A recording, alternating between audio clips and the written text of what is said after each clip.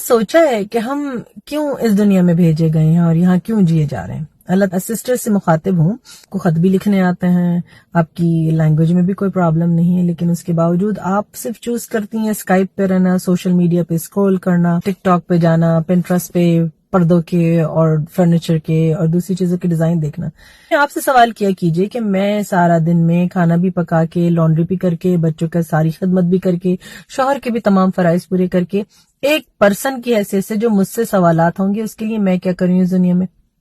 اگر آپ نے پوری زندگی میں کبھی بھی کسی آپریشن کے خلاف آواز نہیں اٹھائی اور اپنا حصہ نہیں ڈالا اس چیز کو ختم کرنے میں, تو یاد رکھیے آپ نے ٹھیک سے اسلام کو جیا ہی نہیں,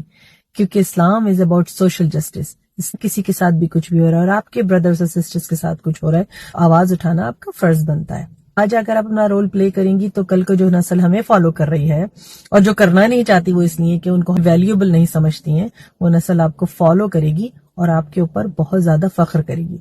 خاص طور پہ ماؤں کے لیے یہ بہت ضروری ہے کہ وہ اپنے بچوں کو دکھائیں کہ ایک پراپر مسلمان پریکٹسنگ مدر کیا ہوتی ہے. وہ نہیں جو صرف اپنے بچوں کو نماز اور قرآن پہ اور تجوید پہ لیکچر دیتی, وہ جو ہر چیز میں عدل سکھاتی ہے, جو ہر چیز میں انصاف سکھاتی ہے, جو ہر چیز میں غلط کے خلاف آواز اٹھانا سکھاتی ہے. وہ ماں بنیے.